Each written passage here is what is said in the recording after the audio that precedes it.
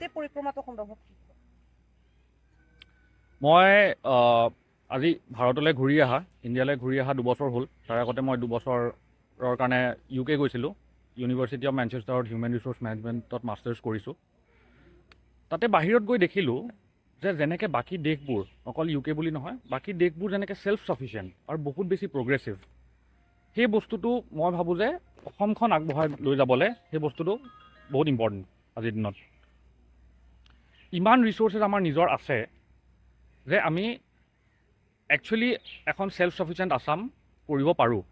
ঠিক যেনেকৈ অখিল গগৈ ডাঙৰীয়াই কৈছে আজি, যিমানখিনি তেওঁ অনুষ্ঠানত যোনখিনি অসমখনৰ পৰিকল্পনা যেনেকৈ তেওঁ দিলে, যোনখিনি কথা তেওঁ ক'লে, সেইখিনি মই 100% এগ্ৰী কৰোঁ। ত' ঠিক সেনেকেই তেওঁক চাই বা এজন অসমত মই দেখিছোঁ যে গ্ৰাছ ৰুটৰ পৰা উঠি অহা এজন প্ৰগ্ৰেছিভ মানুহ মই দেখিলোঁ যে অখিল গগৈ ডাঙৰীয়া।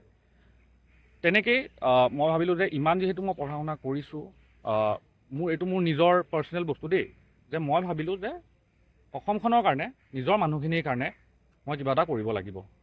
সেইবাবে মই ভাৰতলৈ ঘূৰি আহিলোঁ মোৰ এক্সপিৰিয়েঞ্চ লৈ পেলাই। আহি পেলাই মই 2-3 বছৰ চাকৰিও কৰিলোঁ বেংগলোৰত। আৰু এতিয়া ফাইনেলি মই ভাবিছোঁ মানে সিদ্ধান্ত যিহেতু লোৱা হৈয়ে গৈছে যে পলিটিক্সৰ থ্ৰুৰে, ভাল পলিটিক্সৰ থ্ৰুৰে আমি অসমখন আগবঢ়াই লৈ যোৱা এটা বহুত ভাল চান্স। চ' ঠিক সেনেকেই মই জইন কৰিবলৈ আজি আহিছোঁ। আপোনাৰ দৰে কেন্দ্ৰত যিহেতু বিজেপি চৰকাৰ, অসমত বিজেপি চৰকাৰ, ৰাজ্যত বিজেপিৰ ইমান জনপ্ৰিয়তাৰ মাজতো আপুনি ৰাইজৰ দলটো কিয় বাছি ল'লে?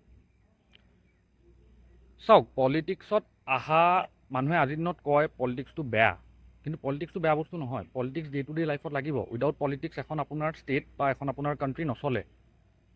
কিন্তু ভাল পলিটিক্স মানে পলিটিক্সটো কৰিব জানিব লাগিব, ভাল পলিটিক্স কৰিব লাগিব, ডিভাইচিভ পলিটিক্স কৰিব নালাগে।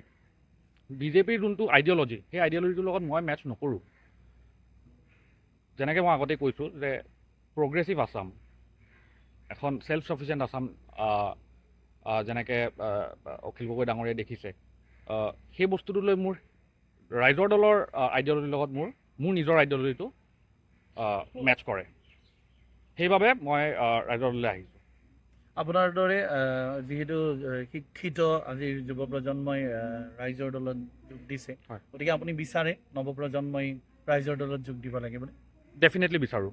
পঢ়া শুনা কৰা মানুহ যেনেকৈ আপোনাৰ চিভিল ছাৰ্ভিচেছত লাগে, ইঞ্জিনিয়াৰিং ডিপাৰ্টমেণ্টত লাগে, প্ৰাইভেট ছেক্টৰত লাগে, ঠিক তেনেদৰে কিন্তু পঢ়া শুনা মানুহ পলিটিক্সতো লাগে। আজিৰ দিনত অকণমান আপুনি সেই বস্তুটো কম দেখিব পাৰে, কিন্তু আপুনি যদি আজি 50 বছৰ আগত চায়, যোনখিনি মানুহ পলিটিক্সৰ লগত জড়িত আছিলে, খুবেই পঢ়া শুনা কৰা মানুহ আছিলে। ডেফিনেটলি পঢ়া শুনা কৰা মানুহ লাগে। পঢ়া শুনা কৰিলে যোনটো আপুনি ভিজন, যোনটো আপোনাৰ এক্সপ'জাৰ আপুনি যোনটো পায়, সেইটোৱে আপোনাৰ থিংকিংটো চেঞ্জ কৰে, আপোনাৰ প্ৰগ্ৰেছিভ থিংকিংটো আগবঢ়াই দিয়ে, আপোনাৰ থিংকিঙৰ ষ্ট্ৰাকচাৰটো পূৰা কমপ্লিটলি চেঞ্জ কৰি দিয়ে। চ' ডেফিনেটলি মই ভাবোঁ যে পঢ়া শুনা কৰা ল'ৰা ছোৱালীও ৰিজনেল ৰাজনীতি হৈ যাওক, নেশ্যনেল পলিটিক্স হৈ যাওক, ইন জেনেৰেল পলিটিক্সত হৈ যাওক, ডেফিনেটলি যোগদান কৰিব লাগে। বৰ্তমান সময়ত যিহেতু হিন্দু মুছলমান মিয়া এনেকুৱা ধৰণৰ কিছুমান বিভৎস ধৰণৰ এনেকুৱা ধৰণৰ কথা ৰাজনীতিবিদসকলে কোৱা আমি দেখিবলৈ পাওঁ বা শুনিবলৈ পাওঁ। গতিকে আপুনি এগৰাকী যিহেতু শিক্ষিত যুৱক, আপুনি আজি ৰাইজৰ দলত যোগ দিছে, আপোনালোকৰ ৰাইজৰ দলৰ সভাপতিকো এছামে চুমা বাবা কিবা কিবি এনেকুৱা ধৰণৰ কথা কয়। গতিকে এই বিষয়টোত আপুনি কি ক'ব বিচাৰে? চাওক, এইবোৰ বস্তু থাকিবই। আপুনি ৰাজনীতিত যেতিয়া ভৰি দিব, বহুত মানুহে আপোনাক ভালো ক'ব আৰু নিগেটিভ কোৱা মানুহো সমানে ওলাব, প্ৰবেবলি বেছি ওলাব। কিন্তু এইবোৰ কথাত বহুত মন দিব মই ভাবোঁ যে দৰকাৰ নাই। তেওঁৰ একচুৱেল যোনটো থিংকিং অসমখন লৈ, আমি সেইবোৰ বস্তুত কনচেনট্ৰেট কৰিব লাগে। কোনে কি কৈছে, আজি মই ৰাজনীতিত যোগদান কৰিছোঁ, কালি মোকো দুষাৰ কথা বেয়াকৈ কোনোবাই কৈ থৈ যাব, বা কাৰোবাৰ আইডিঅ'লজি মোৰ লগত আজি মেটচ নহ'ব পাৰে। কিন্তু সেইটো বস্তু যদি আমি লাগি থাকোঁ, সেইটো আচল বস্তু নহয়। মূল বস্তুটোত আপুনি ৰুট বস্তুটোত চাওক ন, ৰুট বস্তুটোত কনচেনট্ৰেশ্যনটো দিয়ক। মই ভাবোঁ যে এইবোৰ যোনে যি কমেণ্ট কৰে নকৰে, এইবোৰ থাকিবই ৰাজনীতিত। ভাল বেয়া মানুহ চবতে থাকিব। তো এইবোৰ বস্তুত আমি কনচেনট্ৰেট কৰিব নালাগে। তেওঁ একচুৱেলি কি বিচাৰিছে অসমখনৰ কাৰণে, আমি সেইবোৰ বস্তুতহে মনোযোগ দিব লাগে।